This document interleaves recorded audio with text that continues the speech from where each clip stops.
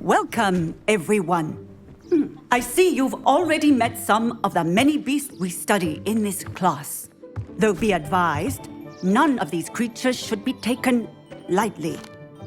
They are all in their own way dangerous, especially if one does not know how to handle them properly. Now, it seems many of you are out of practice. Let's take some time to review the basics of how to care for a beast, shall we? Miss Sweeting, would you please assist our new student with the lesson today? Yes, Professor Howin. Hello, I'm Poppy Sweeting. Don't worry about Professor Howin's speech. She over-exaggerates sometimes. All the beasts in class are perfectly safe. Oh! Miss Sweeting, pay attention, please. The tongue of a puffskein can be a slippery devil. Yes, Professor. Here, you can practice on Gerald. Just keep an eye out for his tongue. You can use my brush. Just be gentle. Oh, and think pleasant thoughts. I like to think it enriches his experience.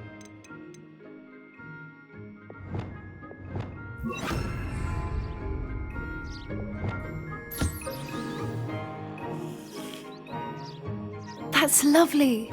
I'm sure he feels much better. I think he might be hungry. Would you mind giving him some beast feed?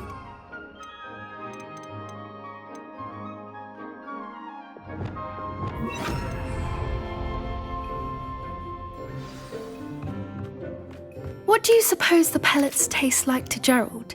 Pudding, I like to think. I think we can safely say that Gerald likes you. That's good news. He seems very nice. He is. Kindness is one of his best qualities, right after ambition. And cleanliness. Good work, everyone. Now, let's make our way to the pens and select another beast. And please, do be careful as you feed and groom them. Miss Sweeting, why don't you show our new student to the Neasels in the farthest pen?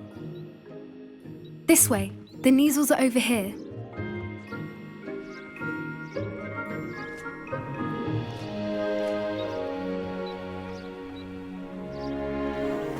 Oh, couple of Neasel whiskers ought to get me a few canuts at least. Enough to buy something from Honeydukes.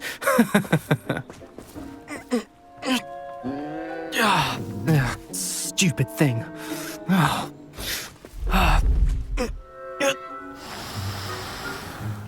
What in Merlin's name are you doing? Tuss, peculiar Poppy. Worried about a worthless little rodent.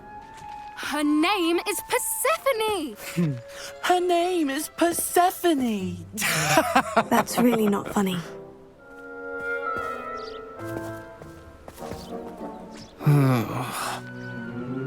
Let's go.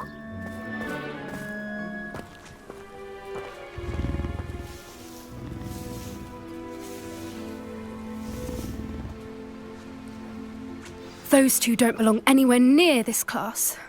Poachers in training. Persephone was onto them instantly. Thank you for your help. Let's carry on. Feed and brush the Neasels just as you did with Gerald.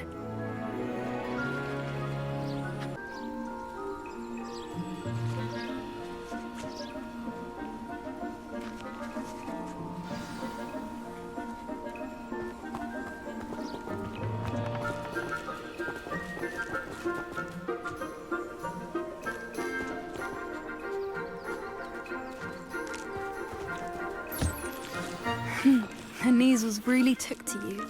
They know a good egg when they see one. It appears our time has come to an end. Now,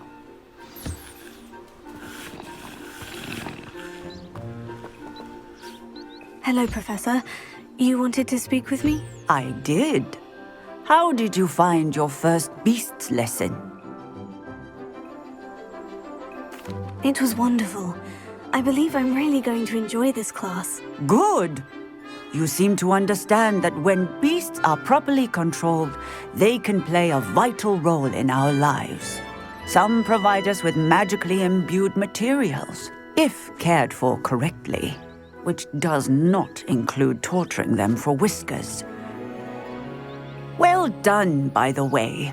Probably best to let me handle it next time. Yes, Professor. They're nearly as bad as the Savagers in Rookwood's poacher pack. Sadly, we're the ones who suffer, stumbling over dead beasts. Terrible waste of resources. Surely the poachers can be brought to justice by someone. The Ministry, perhaps. An optimistic idea. Now, why don't we focus on more immediate matters that we can control? Professor Weasley has asked that I prepare some assignments designed to help you catch up to the other fifth years. Be on the lookout for my owl. Meanwhile, I also encourage you to study as many beasts as you can on your own time. I need to talk to you. Come here.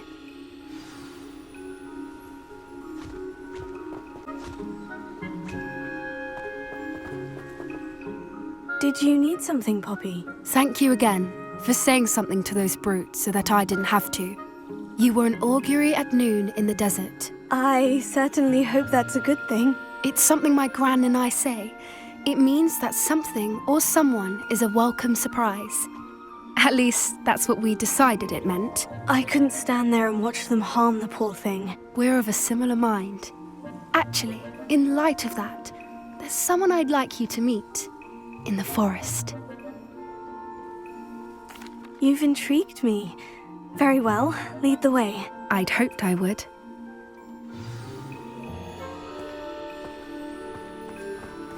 I wouldn't take just anyone there. In fact, you're the first. Really? Well, thank you, I think. As I said, we think alike. Pleasant surprise. Quite the weather we're having, don't you think? Poppy, where are you taking me? It really is much better if I just show you. Don't worry, we're nearly there. It's just ahead.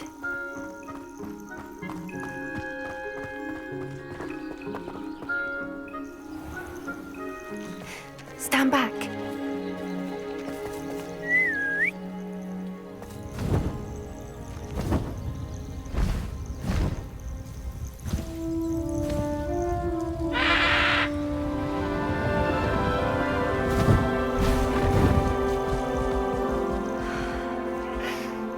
Please meet Highwing.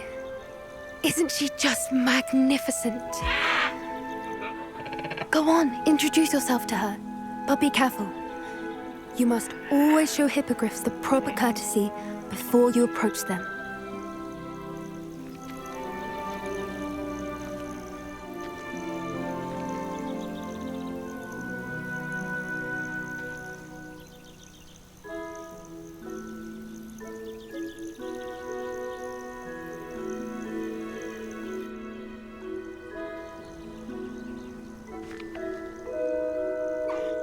I knew it! I don't think I've ever seen a hippogriff take to someone this quickly. You can feed and brush her if you'd like. I come and check on her every once in a while. Bring her pasties, tell her what's going on in the castle. You wouldn't know from looking at her, but she's a dreadful busybody.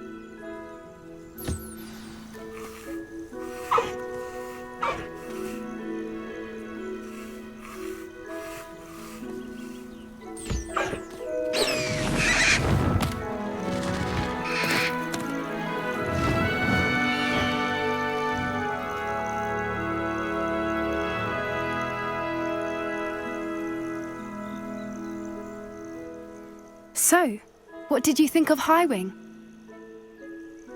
I thought she was brilliant. Can't believe you introduced me to her. I suspected you two might get along. Are you the reason students have been seeing hippogriffs flying above the Forbidden Forest? Perhaps. Did you know that once you earn a hippogriff's trust, they'll always be there for you? I've seen it firsthand with her. How exactly did you and Highwing cross paths? It's a longer story, but I rescued her from poachers a few years back. Got her to safety and, well, she was fine until recently. You may have noticed that poachers are something of a problem in the area, so I worry they could get her again. And I might not be there next time. Professor Howin mentioned the poachers as well. She seemed to imply that we couldn't rely on the Ministry to help. I don't often agree with Professor Howin, but on that, I fear she's right. The poachers' influence is growing. I see them every day in the village, lingering, talking to people. They're up to something. I'm just not sure what. That does seem strange. Sounds as if they're planning something. Exactly. I think I'm going to look into it. Find out what's going on, what they're doing. I think that's a fine idea. Information is power. And the more I know, the better I can keep Highwing safe. You seem undeterred. Will you let me know what you find out? Oh, very well. I will. I should be going, but we'll speak again soon, I hope.